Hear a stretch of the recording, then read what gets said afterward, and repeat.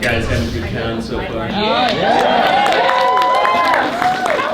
That was very much a Sunday morning response. Guys having a good con so far?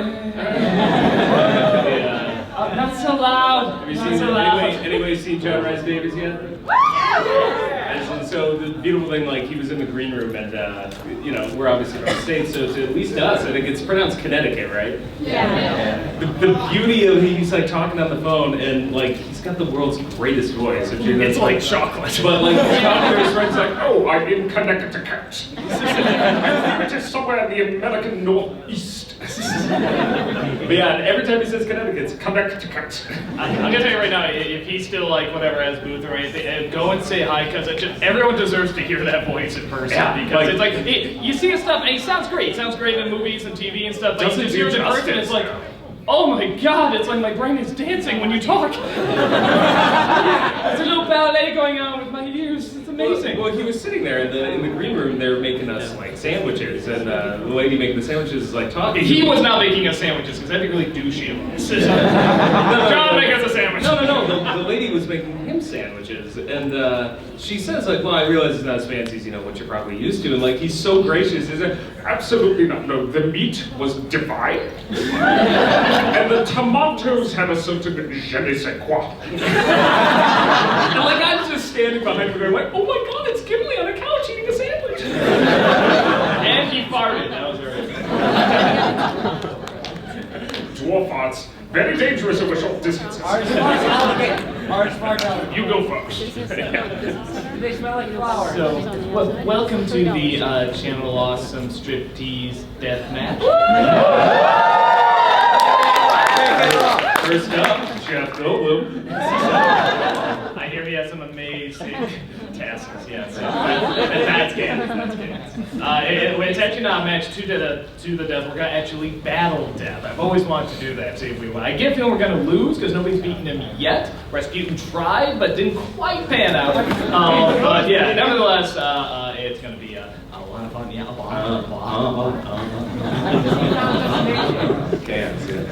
So, cool, we got this, looks like we got this mostly filled up here. We're going to wait another hour for the strike. Yeah, okay, we don't want to start with that, we're just that kind of people. In the meantime, let's just do a little Zen meditation, just quiet time. We'll just stare at the wall. And now you belong to us. I just always, it's like I'm ever in a horror film, I don't even care what it is, I just want to be that one person at the end as the door is closing, just going, Now that the door is closed, run the hentai.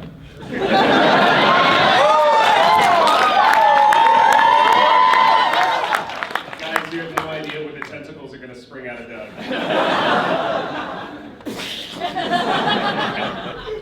Okay, well, hello everybody, and a special hello to all the people over there. Your necks are gonna be dying by the end of this. This is a panel, actually not as much about us as much as about you guys. This is movies everybody disagrees with you on. And I'm Doug Walker, work for ChannelAwesome.com. I have a character called Nostalgia Critic that reviews movies and, tells you when you're wrong and when you're right. But he's a character, he's a comedic character. And the reality is that, nobody can tell you what you're right or wrong about with how you feel about something, how you feel about a piece of art. Nobody looks at the Mona Lisa and says, oh, well, I think that's signifying this. You're wrong! No, you don't do that. It's not fact. It's something where you look at it, it's supposed to enrich your life and enhance your life. It's not supposed to, determine or make you feel smaller. If it does something for you, great. If it doesn't, you try to find something else. And that's very much what this is about. This is about taking movies, that are essentially art. For years people tried to say they weren't, but they are. It's trying to help us understand life and live it better and make it more interesting and find out about ourselves. And something I always find is that when you talk about a film that either you love or everybody else hates, or you hate and everybody else loves, instead of trying to force your opinion on them, you can find out a lot if you just listen. Instead of going, oh, what's wrong with you? You can actually just say, YouTube comments. Yes. You can actually say, oh, why is that? You can find out something about that person you never knew. If you ask them what's their favorite movie, and maybe it surprises you, just ask why, and ask them to go into great detail and stuff. And you can find out something, or maybe you can find a point of view on a movie you never even thought of before, and you can look at it a totally different way. And that's what's so great about film, and I don't think it's a right or wrong fact or fiction. Well, okay, a lot of it's fiction, but you know what I mean. It's one of those things where you can actually really gain something by talking to people about it. And the way we always start this off is that we start off talking about film that everybody disagrees with us on. When we say we like something everybody hates or we hate something everybody likes. So I will start first. I've yet to see someone that agrees with me as much as I really don't like this film, but I really did not like the new Jungle Book. The live action one. Yeah, no, that's mostly reactions here like, okay. I want to be like you. Yeah. No, the Jungle Book with actual cowbell and the Christopher Walken. Go red. And for me, I got a fever.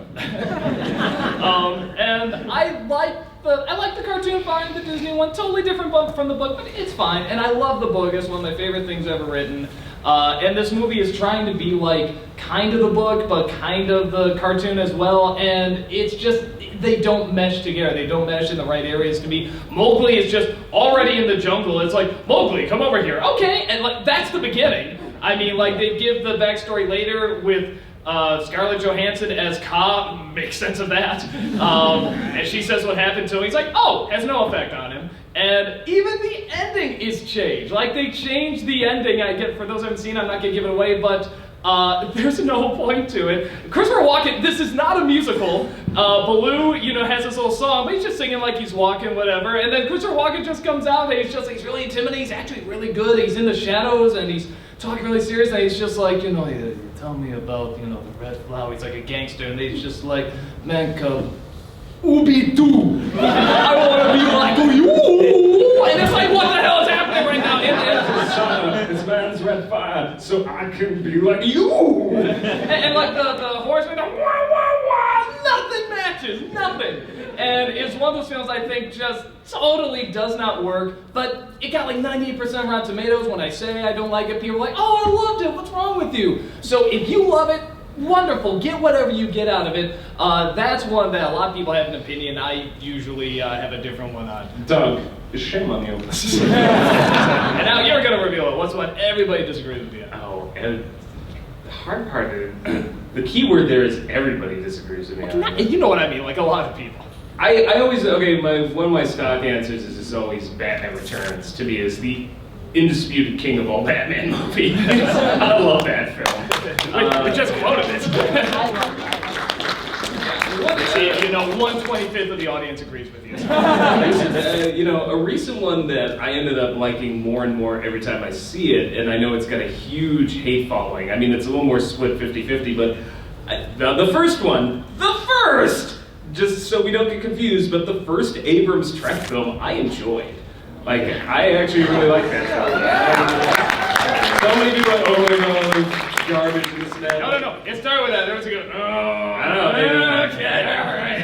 I want to get his autograph someday. I better just agree with him. But I like when it's all said and done. I think the best Trek films are about the friendship amongst the crew. Like if you don't have the human element, it fails. That's why Star Trek: The Motion Picture blows. Like it's so cold and lifeless. I'm like, you could argue it's like, oh, it's more of an action film and this and that. But you know what? They got the characters right. I believed in the characters, and that's what was important. Now, Star Trek Into Darkness is a total piece of crap. Oh, so there's one for me. So now that's ours, and what we're gonna do is that we have a film everybody disagrees with you on. I mean, okay, not everybody, but you know what I mean. Judge silently. Where we're gonna, you're gonna raise your hand, and we're gonna pick on you. No, literally pick on you, like stupid. And you're gonna explain what the film is, why you like it or dislike it. We're gonna talk about it a little bit, and we're just gonna go through, and we're just gonna kind of fight out about it and find out. It sounded like I said fight out. And fight out! We're gonna break a pool cue, and then you can do that. So we're just gonna go from there. So let's see. Let's do Pink Ranger there. So when I was a kid, I had some pretty bad self-body image issues, and the movie that really got me through that was Garbage Pail Kids. Really? Yeah. I was actually really really intrigued. I was like, how is this gonna work? Don't do that to us, because we were gonna have to dig deep to not Yeah, say we're gonna that. have to dig I deep and can't just be even like, watch your review anymore. It's too painful. No, I like Moulin Rouge a lot, but I think for different reasons than everybody else does. why do you like it?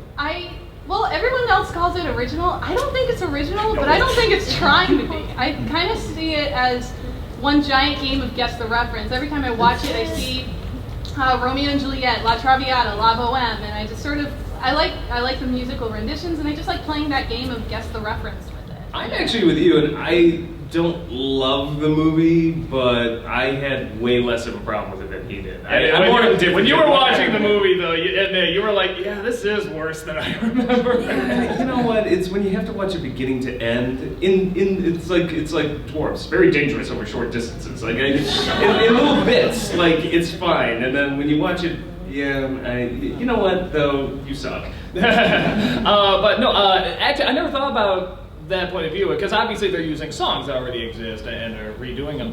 But yeah, the idea of the story, because they obviously take these songs, the idea of taking like the story from all these famous elements, because you're right, La Boheme and Romeo and Juliet and sort of all these famous romances. That's not a bad thought. I mean, for me, it's more like they didn't get the good elements from those romances. Like I felt like, because those are legitimately good romances, but they just kind of picked the cliches that worked in a million romantic comedies and threw it together, and I felt like, man, if they could get like the really unique ones, like the spirit that really worked about it. But I never actually thought about that point of view. That's really interesting. Like even the story elements are taken from other things, like the songs are. So no, actually that's very intriguing. Thank you. See, like we're learning. So cool. Rob, what do you pick next one? Let's see here. No. How about Red Glove in the back there? For me? Hi guys. Hi. So a movie that I really like that You get something on your head. Is that a brain slug? Maybe Bible. What's the difference? People, the pony death match is after this. Silently. So a movie that I really like that has been like 50% on Rotten Tomatoes is the Jackie Chan Around the World in 80 Days. I've never seen that. What do you like that? I can't say it's a great movie, but I like it for what it is. It has a lot of celebrity guest cameos like Arnold Schwarzenegger, Owen and Luke Wilson, lots of others that I can't remember right now.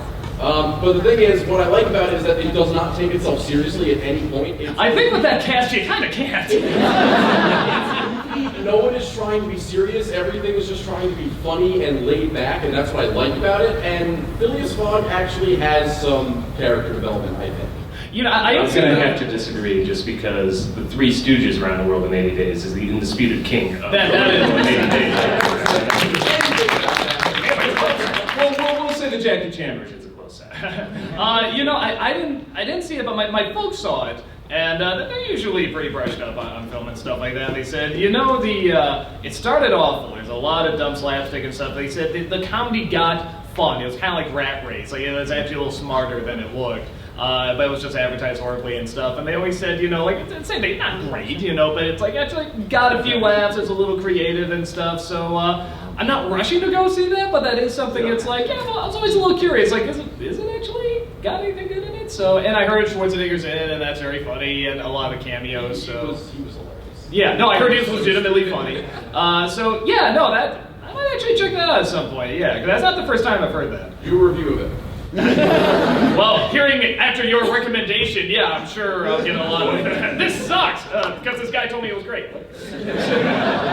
So cool, thanks so much. Let's see, let's do Top Hat there.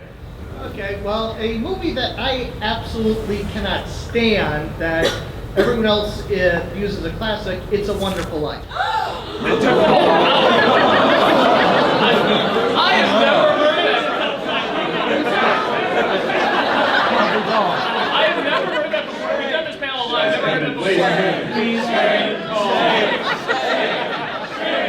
Remain calm, folks. It's all part of the show. Now stop it. He didn't mean, you know, that he's taking away your love. It's in your house, in his house. Are you a communist? Is that the anti-capitalist event in that movie? Is that a No, you know what the funny thing is? I do enjoy that movie. I think I know why. Go ahead, tell me why you know why. This way, I'm a business student. If you understand anything about banking or anything that's everything George Bailey does in the first 2 acts is either incredibly unethical or outright criminal. Like everything he does. I understand. The 3rd act is a classic, but the first 2 acts, he's the George Bailey's most annoying, sanctimonious, incompetent, despicable individual I've ever seen. No, honestly, I'm not gonna lie. I know what you're talking about. I really do. I think Hollywood doesn't know what it's talking about. Shocker. honestly, I mean, a lot of that film, they're trying to paint this very obvious hero and this very obvious bad guy, and Bailey doesn't always make the best decisions, but he's doing it for the little guy and stuff. And you're right. In the real world, this wouldn't work. And and Potter is painted so bad and so evil, just as such a, he swore he tied a woman to railroad tracks or something like that. No, that was the director's cut. And in a movie that's supposed to be sort of about the every person and Christmas and sort of feeling for others and stuff like that, I always found it so strange that they just had this obviously demonizing businessman, in the film. And I think you're right, from a business point of view, a lot of that doesn't make sense. I think the reason people connect with it, I can certainly say the reason I connect with it, is that I think they very much want to feed on, it's kind of like Wizard of Oz or Where the Wild Things Are, or Snow White, they feed on the emotion of it. Rather than the actual technicals of it. Because you're right, if you look at the technicals, it doesn't make sense. None of that would happen. I mean, Potter would have taken over that town in a millisecond with thinking like that. So I can totally see where you're coming from with that. So, no, I think that makes a lot of sense, honestly. So, cool. I don't know where we go from here. Schindler's List. What is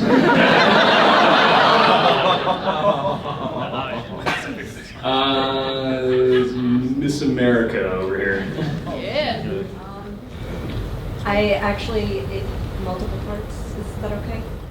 Sure, just keep it semi-short. Yeah. Short, if you watched Peter Pan live, you can understand the Christopher Walken being really, really weird in musicals. Yeah. He was just horrible as fuck. Yes. The movie that I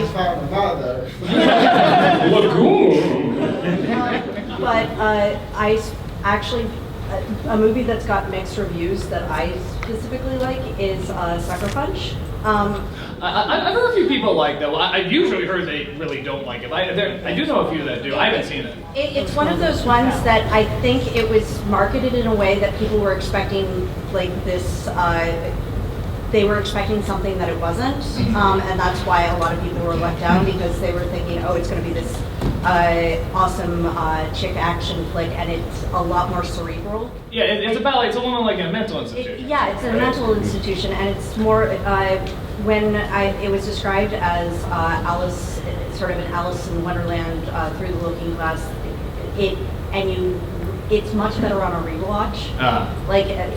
Does that make sense? Yeah, no, actually, because you're right, that's how they market it. They made it look like it's like some sort of big action steampunk movie or something, and it's really all in this woman's mind. It's in a mental institution, and I heard like a lot of the action goes on. It's actually symbolic to what's going on inside her brain and stuff. That actually drew me to it more. I heard that, I'm like, oh, that might be interesting. Most of the people I heard from said, it really doesn't work. It's more just like an excuse to be artsy, while throwing in the generic action stuff. But I've kind of been curious to check it out because I do know there's people that are like, no, like I actually really, really like this and I think it works. But no, I have not seen it. I've been a little curious to maybe for a review because some people have asked me for it. But yeah, I'd be curious to check it out. Although it is better the uncut version. The uncut version? Okay. Yeah. No, if I want to, I'll definitely check it out. And the very last question is, there's a video that I've been searching for that you did a long time ago, the reactions to shonen manga that included the One Piece, like pirates with super powers. I don't know if I ever did it. Someone might have cut that together. I don't think I ever did that. I thought it was you that did the reaction where it was like... The day Doug reviews manga will be a cold day. I could have sworn it was you. If Somebody it was, could have cut something and together and There's a lot of threw that in nostalgic there. critic Yeah. reacts to, and they put something else in there. Yeah. Yeah. Like, you son of a bitch! And it's like My Little Pony or something. I don't know. But it was specifically, I have emotional attachment to a boat. Man, I don't remember that. I'm sorry. Trust me, I know Yeah, Doug's I taste in anime, and like, there's no way he would probably even get through one episode of One Piece. So, cool. What's your Oh no, it's your turn. my turn. Let's do Ninja Turtle in the back. Creature. One movie that I enjoy that a lot of people hate is the new Fantastic Four film. Oh really? You liked it? I haven't heard like anyone that liked it. You're the one. I knew you would come. Now, what did you like about it? I like that it was a different take on the characters where it necessarily wasn't the characters from the comics. It's their own, sort of like their own thing that's got the essential, you essentially know these are the people, but they're different than any other interpretation we've seen. And that way I can look past it as, it's not really the Fantastic Four we know, it's a whole other thing.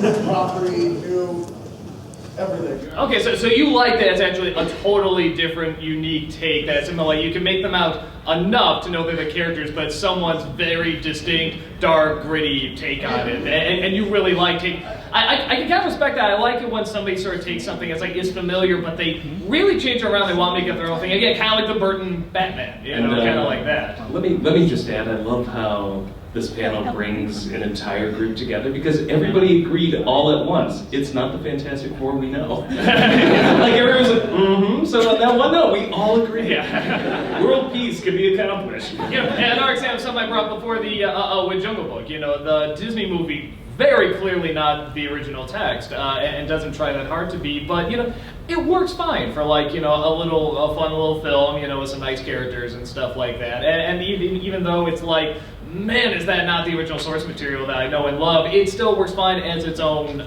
distinct thing. So I think it's hard to find that balance of like how much changes do you make and how much you don't, because you have to do changes when you make a film. You just have to. It's two different art forms. But no, that's like, I haven't heard that before, but I think that's really cool that you sort of like the darker, grittier take on that. So cool, thank you so much, man. How about you? All right, we'll go with Kylo Ren. Let's be clear, he was speaking for me. I know, that's why I'm not punishing you now. Okay, I'm about to make a bit of a bold statement. Technically, it's 3 movies, but I like the Star Wars prequels. Oh, yeah. And 12 people agree with you. If I had to pick one specific one that's my favorite, I would say it's Revenge of the Sith.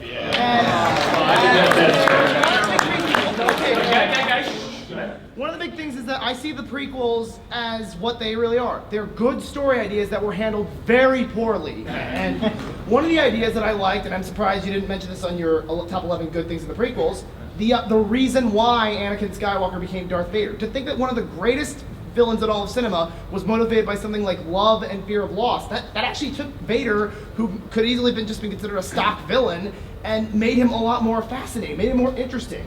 No, I think, honestly, I think we can all kind of agree, like, the ideas behind the prequels are not that bad, especially in Revenge of the Sith. Well, maybe Jar Jar, but apart from that. I'm kinder to Jar Jar because I laughed at him as a kid. No, and first of all, you just saw here, a lot of people are like, yeah. Every time we do this panel, that movie always comes up. There's a couple movies that always come up, and the prequels do. There are people that really like the prequels, usually because they grew up with them, you know, as kids. But, you know, there are things to appreciate in them that aren't that bad. And Revenge of the Sith, yes, I think in my opinion, it's like the closest to like a good Star Wars film. I actually don't necessarily see why we need the prequel, like the 2 before it. I think Revenge of the Sith, like, you could have started there a little bit. If I ever have kids, I would probably just like throw in Revenge of the Sith and just say, and there were no other prequels, because yeah, that covers mostly everything you need to see. I would just say, if you want to see them, great. I'm not going to show it to you. But no, it's one of those things where it always comes up. A lot of people either grew up with them or even just kind of likes. I mean, from my point of view, I kind of find them interesting because it's just, you know, nobody said no to George Lucas on anything in those prequels, and that's interesting. I like seeing we got to see just what no his filter. vision really is without any editing. And I think that's really interesting. interesting. You know, I don't think it works, but I think it's really cool to see, like, okay, just when nobody comes in and does anything and just lets a guy do his vision, it's like, okay, and it was visually interesting. It's neat to see what happens when nobody's like, you might want to change that. You might want to take this line out. You might want to lessen Jar Jar. You might, you know. Yeah, I mean, my biggest issue is when people who like the prequels are attacked by quote-unquote hardcore Star Wars fans, just because it's been like, I'm sorry, but it's been like I think at you're least well hardcore over, if you get through the well prequels. over 17 years.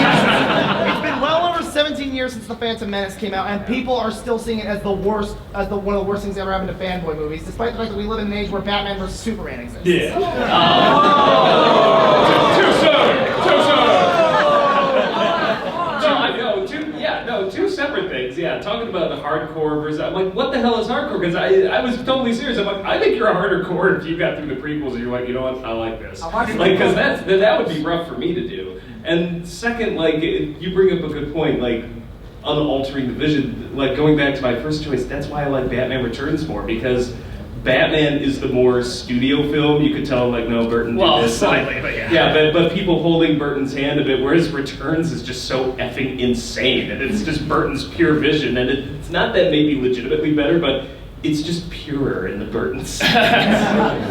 So, no, you're definitely not alone. There's a lot of people that really enjoy those films. Let's see. Let's do me!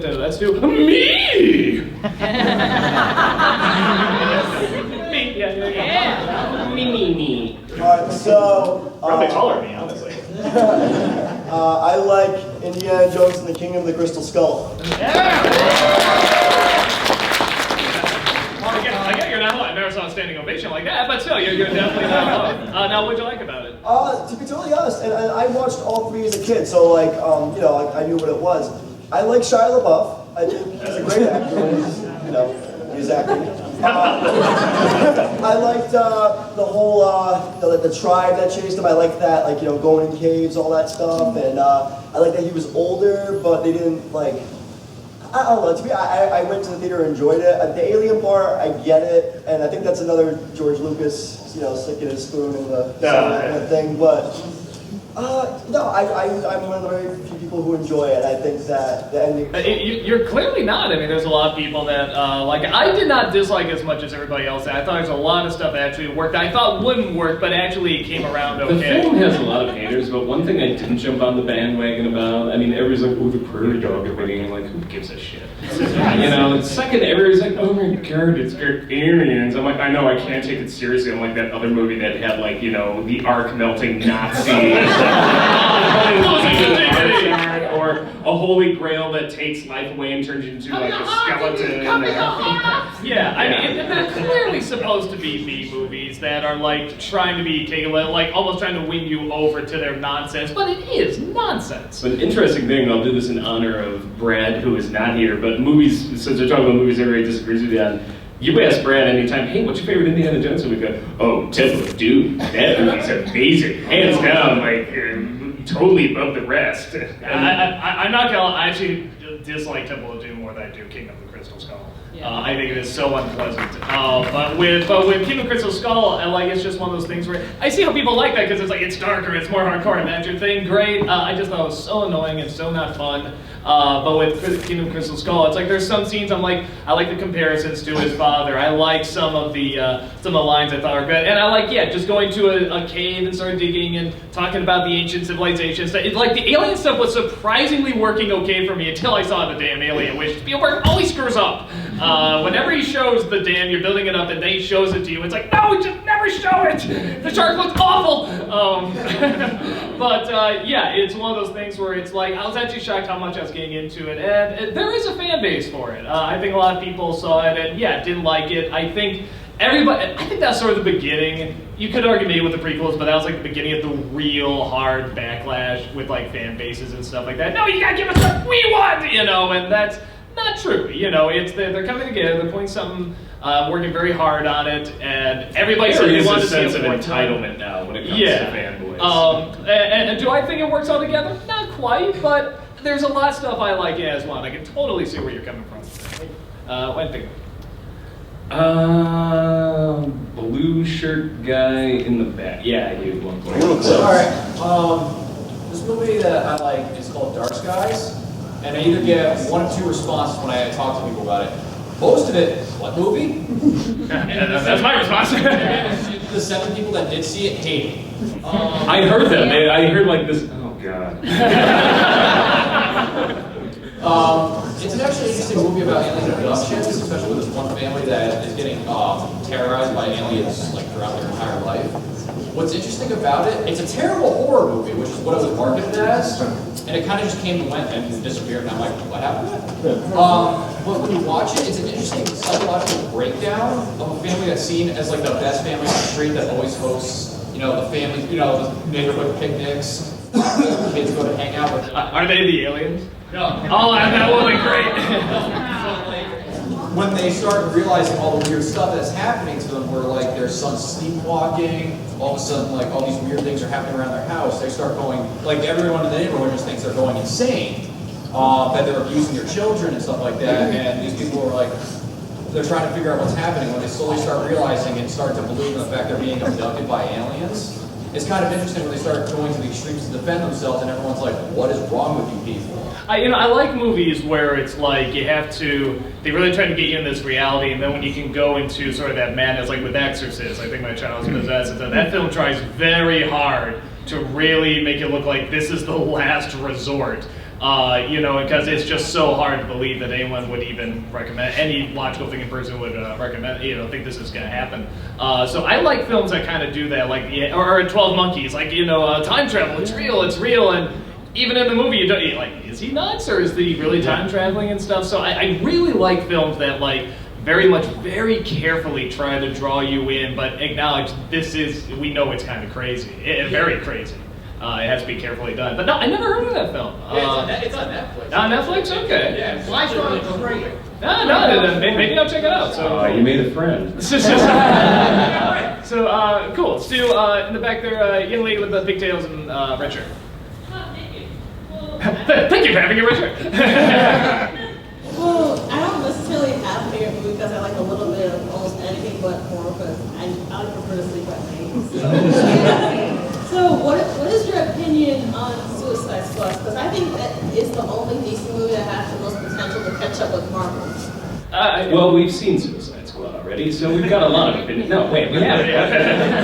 I guess we can talk about just where disagreeing opinions or what. I mean, we don't know. The trailer's amazing. Even if that film is awful, that is one of the best trailers. It will go down as one of the better trailers. Yeah, it's phenomenal. Like when I saw that trailer, I saw the first trailer, I'm like, okay, I don't even know that much about the comic, whatever. And I saw a second trailer, I'm like, rewatch. Like, I just watched it like a million times, and you can tell everyone's just coming back to that trailer because it's just like, yeah, I didn't know what the hell this was, but now I'm excited. I'm cautiously optimistic. I'm waiting for a really good DC movie, and I think there's people think we just hate DC, and it's not true. Like I love the Nolan Batman films. I'm like, that's not that long ago. So I'm like, they're perfectly capable of doing really good movies. Because the last couple have just sucked. Yeah. So, but I'm hopeful. I got my fingers crossed for that and Wonder Woman, and for us, it's yet another movie where they're going to blow up Chicago. So I'll have fun watching them take out Lower Wacker Drive or something. I hope in the sequel they have a sign that says "Remember Chicago." I know, right? One funny scene in Transformers 4. Something like 75% of all comic book movies are just shooting in Chicago. Every time I go see a movie, I'm like, oh, well, there's downtown getting blown up again.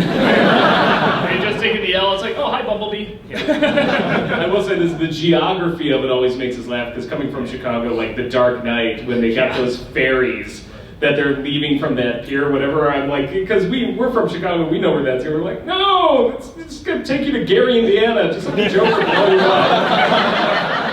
The chase scene with the Joker in the car, it's like they just drive by Lower Wacker like 20 times over and over. They passed the Michigan Avenue stoplight 4 times. I'm like, they're just going in circles. I can turn around and Lower Wacker. So yeah, that's our thoughts on that. Why'd you pick next? I gotta go with the guy who's wearing my hat.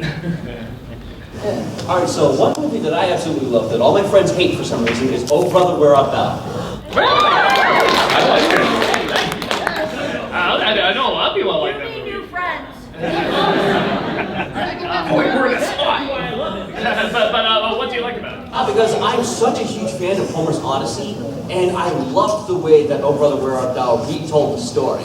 You know, I have one problem with that film. I hate that they say sirens. That drives me nuts because sirens came from Homer's Odyssey, and then it was like those sirens did that. It's like they're supposed to be symbolic of that drives me nuts. That's the one bit of writing I'm like ah. But no, I mean, and like the way they have the Cyclops in there and stuff like that.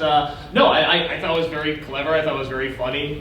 Sort of enjoyably disjointed, you know, like, you know. And another film where John Goodman creeps me the fuck out. No, I actually haven't heard that many people like really hate that film. I've heard some people be like, no, it's okay, whatever, but I haven't heard anyone that's like, that sucks! No, you definitely got a lot of people with that. Let's see, let's do, I gotta do the brown Pokemon deck because you won the charity for the Cartoons Humanity, that's right. It was very funny, he was doing those last night, it was very funny. So the one movie that I like, and I think collectively a lot of people dislike, is usually compare it to the book and the television show. I love the Dune movie. Oh wait, which Lynch? one? The Lynch film? I love it too. I will kill him! I love that movie. Harkonnen scene and everything. Wait for my brother back. I'm ready from it. Now what do you like about it? I just personally, sometimes when I have a bad day, I would go, like, I couldn't sleep or something. It seemed like every time that happened, I would go downstairs, I'd turn on the television, and HBO would be on, and it would be there. For like a short period of time. And it was like it was calling to me. let me tell you something. There is nothing better than on a bad day than throwing on Dune, because you may be cool, but you will never be Kyle MacLachlan riding a giant sandworm with Toto's guitars blaring behind you. Only the Doof Warrior from frickin' Fury Road can top that. Even weapons and everything. I just thought it was a really, I love the book. Never saw the television show. The miniseries the first one is good. It's hampered by a low budget. Children of Dune, I honestly think is the best interpretation I've ever seen. Well, James McAfee is lead of the second.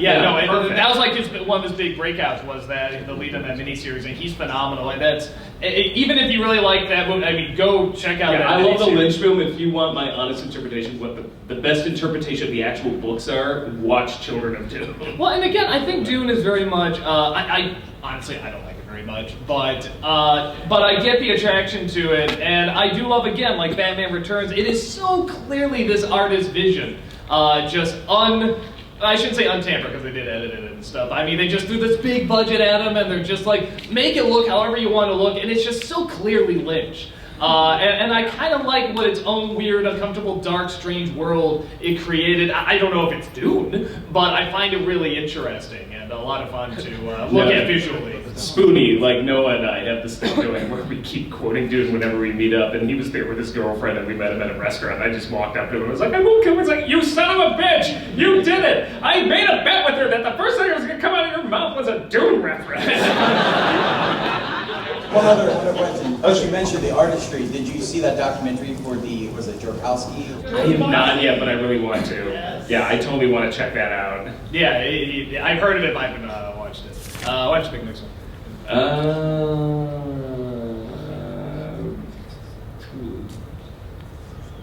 I don't even know how to describe it, but the guy like waving his fingers, no. I was waving my fingers. You were, but oh no, it's not. Okay, I can't see. Yeah, you. Yes. So I absolutely hate the movie Donnie Darko. I totally sympathize with you. But go ahead and explain why. It's absolutely the worst. Like, if you watch it one time, you don't get it, which I don't think you should have to watch a movie multiple times to get it. It's needlessly creepy at every point. The plot is fucked up. Creepy as fuck. I hate it. It messed me up for a while. You made a friend to your left there. That's what I was saying. Friend for life. Yeah. She made me watch it. It's the worst. Like, Don't you love family? 0%. It has like 85%. You know, it's so funny. I do not like that movie, and I thought you were going to dislike it for the reasons I dislike it. I actually think quite the opposite. I think it's not very well written. I think it's not very well acted. I think it's phenomenally not good at sucking you into that world. None of the students talk like real students. None of the adults talk like real adults. It's not until the ending that I'm like, okay, now I see what they're trying to do, and that's an interesting idea. And I think the film leaves an impact with people because of the idea, and yeah, because of the creepy bunny. But I think it's one of those movies where it's like, if I was in high school, I would be like, huh, like that made me think, so I kind of like that. Because the ideas are not movies bad. that did that to you, you pretentious fuck. Oh, no, it did. But I saw it when I was a little older. I saw, I think, like late in college or something, and I'm just watching this movie like, this is terrible. Like, why do people like this? And when I got to the ending, I'm like, okay, this is an interesting idea. It's a very interesting idea. And I do like that it's kept vague, and you can't quite catch on to it, but I think that's kind of the intention. But like I said, it never sucked you into that world. It never felt believable. Some movies leave absolutely no impact on you. That's one of them. I could care less one way or another. I'm like, I don't hate it. I don't love it either. There's always kind of like a half and half on that. People are, it's sounding more and more like people have sort of their distinct reasons for either loving it or hating it. So, and that's a very distinct one. So, no, awesome. Thanks so much. Let's see. Let's do the green thing there. Brain snob. I like Blade 3. What was that? I like Blade 3. Oh, Blade 3? Blade Trinity. Thank you, Blade Trinity. Inexperience. I don't think it was very good, but I didn't think it was the worst. Really? You think that's Dracula? The guy from Prison Break? I like that the humans are actually able to fight back and defend themselves. I like the new characters. And any chance to make fun of Triple H is always Any chance to make fun of Triple H. I'll give you that. I respect your opinion, but I'm not giving it to David Goyer. I just like to make fun of Triple H, like him tongue-kissing a Pomeranian. It's hilarious. Well, you know what I love about, there's one scene in that film, all the Blade films are so over the top and so silly, and that's why I love them. And that one almost felt like a little bit more kind of like, we're not going to go that crazy. There's only one scene where it goes like, so like, this is great Blade cheese, and that's when, okay, at this point, like somebody dies, and you see, was it Jessica Biel? Yep. Yeah, she goes, and she's, this warrior woman, she's holding this person going, oh, crying, and Blade's just in there, she's like, use it, use it, use it! And it's just so insane, and I love it, it's just pure insanity. That's the one moment where I'm like, okay, now we're a Blade movie, we're the silly, stupid stuff. But no, I didn't think it was that bad. I loved it. So yeah, no, if you love it, love it. Definitely a lot of cool stuff there. Rob, what do you think? Okay, I'll go with the guy that yeah. No, not you. Now you're waving your fingers. I am always at war when I mention this with people. I love esoteric type films and Cloud Atlas. That is a great movie. Thank you.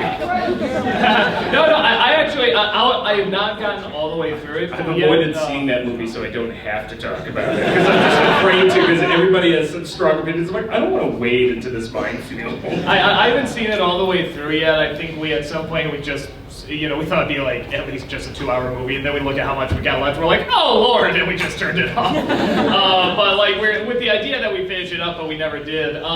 What I was seeing, I wasn't that offended by like people playing different ethnicities. It's like because I know that's the idea, the reincarnation and stuff. But the it's not Mickey Rooney at Breakfast at Tiffany's. Yeah, come on. But with the one that I really like, I legitimately want to see that film all the way through because I got to know what happens to Jim Broadbent in that movie. I'm just like, well, is he gonna stay in the old folks' home? What's gonna happen? Is he gonna continue his journey? I really want to know what happens to him, and I so want to finish that movie just to figure it out. Thing, like one of my favorite things about it is that I thought it was some of the most masterful like editing in a film because they make it work by they keep cutting back and forth between the timelines. Almost as if the two scenes are supposed to belong together, even though like one scene is happening 300 to X years in the future. And it keeps going back and forth, and I think it's a big reincarnation story, which is why there's this whole motif with the character's birthmarks. And it's just this big story about mankind together almost as like one soul, like stopping the very nature of oppression. Well, and I'll give them this, I'm much more curious about that movie. Like, I have a legitimate curiosity, like, I do need to see it. Yeah, I love the ideas behind it, and honestly, now knowing that both of them, you know, that they're transgender women, knowing that while making that film, it just takes on a whole new light. You just look at a whole different point of view, and again, talking about the auteur thing, it's like, God, isn't that fascinating? Just a movie where it's like, because there are people that die and come back a totally different gender in the movie, or a totally different ethnicity or whatever, and I think that if there's anyone that understands that, you know, it would be the Wachowskis. There's more going on there with identity that meets the eye, I think. Yeah, but I like that. I've been a woman in a past life at least once, okay? I have no problem saying that. So, no, I haven't seen it all the way through, but I really like the ideas, and I do want to finish it, so I can form like an opinion on it. So. But you're not alone, there's a lot of people that like a that. lot more than you realize, because the Wachowskis get too much shit nowadays for the things they've done.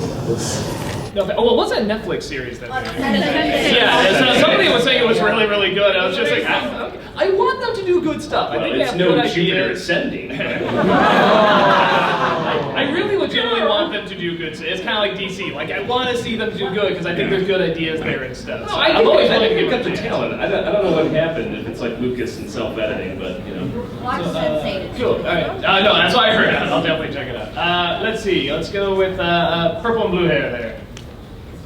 Purple and blue hair, not hat. All right. Go ahead. It's actually not even a good movie, but I like it anyway. It's the Doom movie. Oh, with Every The time Rock? I Doom watch with The Rock? I just said Doom, like the David Lynch movie. I was like, we already did that.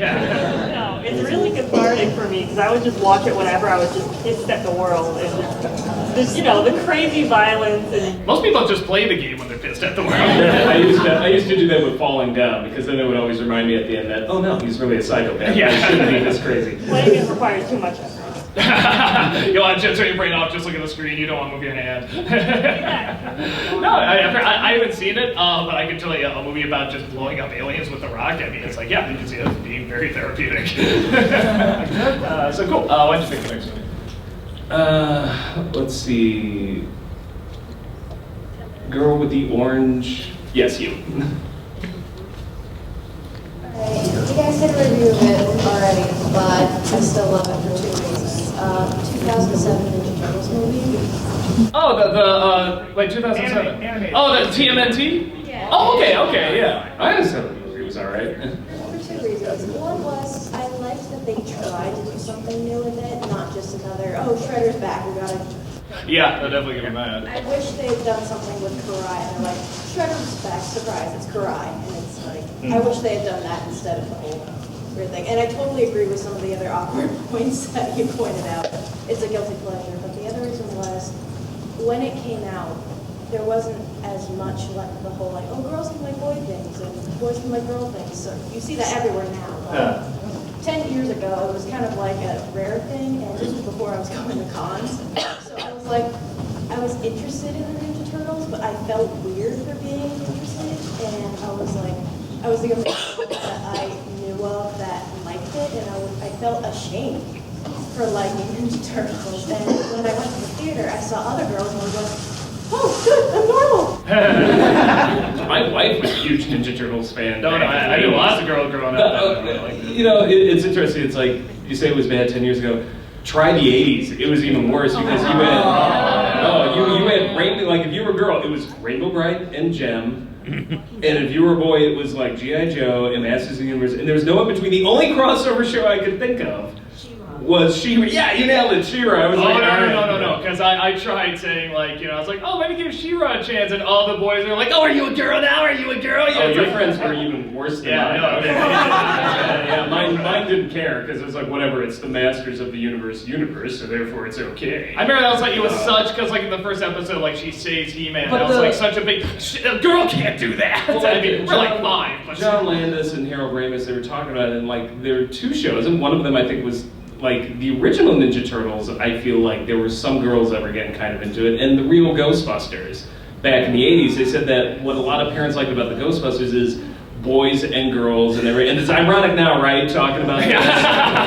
like really assholes is how far we've come. Like boys and girls would get together and play Ghostbusters. Like, and it was a team event. Yeah, they like, weren't some against would each be other, they were ghosts, chasing like some would ghosts, be the Ghostbusters and this and that, and like a lot of parents thanked, you know, Harold Ramis and Aykroyd and the writers because they weren't fighting each other. other. Yeah, it was there's a ghost. There's a ghost. What? I mean, you would fight the ghost, There's a but ghost. it was still part of the fun.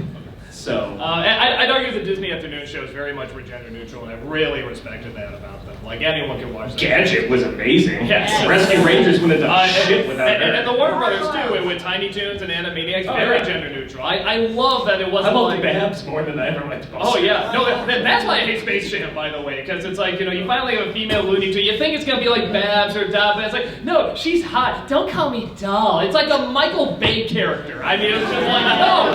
Now I'm just gonna watch this car. Yeah, nobody movies. So cool. I see. I think we got time for. We got time for a couple more. Yeah. Let's see. Let's do Skeleton Hand there. Hi. A movie I really like, but a lot of my friends don't really care for, is The Cable Guy with Jim Carrey. I love that! In fact, I'll watch it a lot.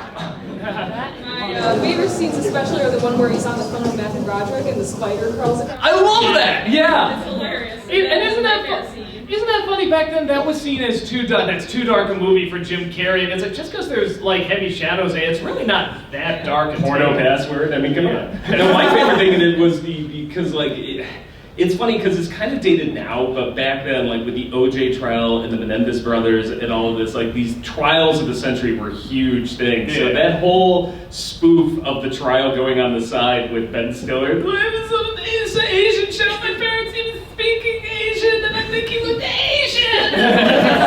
Not total Menendez brothers, yeah. But you're right, it's OJ as well.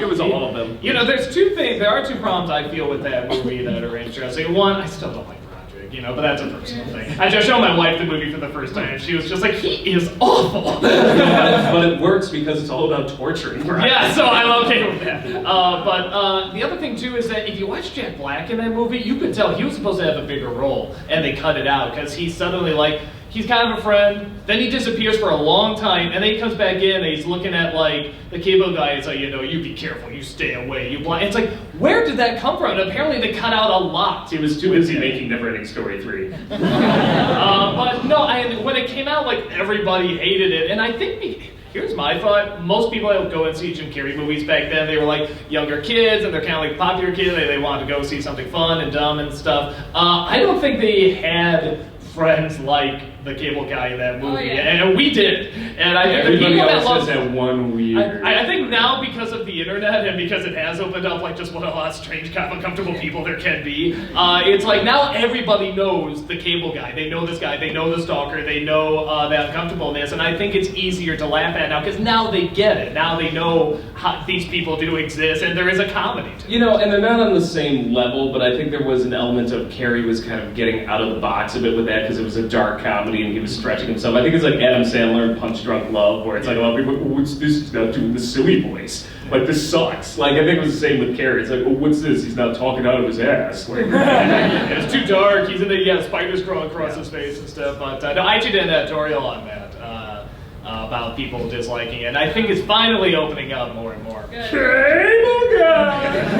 That's cool. Why'd you pick this? Yellow shirt guy. So not a movie, but an anime. But even yelling is the most just okay thing I've ever seen. I love the way you put this. It's so just okay. Get in the damn robot, Shinji. People think he's whining. He's whining for all of like 3 episodes, and it's all justified. Well, look at his goddamn father. I'd be messed up too. He almost killed his best friend. I mean, I haven't seen the show. He has. I mean, we're talking the writer, the author, whatever behind it. We're talking about a guy who's just like, yeah, I was going through a major depressive episode. I was working through it by putting this together, and I'm like, it totally shows. And on that level, I mean, I enjoy the hell out of Evangelion, but I'm like, yeah, you have to go into it knowing that you're just going to see just somebody's just dealing with fits of depression. And I mean, it's not always fun. And I enjoyed it, but there's a lot of things I thought were just not right, or I didn't enjoy. Like, I didn't like how they brought up concepts like in episode 7, where like some other company built a robot, and it's like, okay, maybe it's something that will happen later down the line. Never brought up again. The anime in particular is a problem. One problem I do have with anime is sometimes you're right, they bring up certain concepts and things, there's no real clear explanation. I still sometimes watch Evangelion and I'm like, I'm not entirely sure I know exactly what's going on in this show. I've seen it like 5 times. So cool, thank you so much. I think we have time for one more here. Let's do red and black hair with glasses. Alright, I'm gonna get booed out for this, but I did not like Labyrinth. Oh, no, what did you like about it? Well, there's 2 things that just creeped me out. David Bowie and Puppet. Well, it's David Bowie and the puppet in David Bowie's pants. That just creeped you out. Yeah, that's not. Clearly, it's not going to win you over. That's like 2 things I don't like, David Bowie and puppets. I wonder why Labyrinth isn't my favorite. Yeah. You know, I really don't like clowns. I can't figure out why I don't like it. No, actually, the funniest thing, I'll just add the story. Somebody was really excited. We said, is Spider-Man a good movie? I'm like, yeah, if you like comic books and stuff, you know, you can go check it out and stuff. And she went, saw it, come back, and she says, I am terrified of spiders. You didn't tell me there were spiders in that movie. Sorry, we forgot it was called Spider-Man. It had Unicorn Man. So everybody, thanks so much. We're going to go down to our booth. We're going to be there until about 2:30. If you want to ask questions or get autographs, anything like that, we'd love to see you. Take care.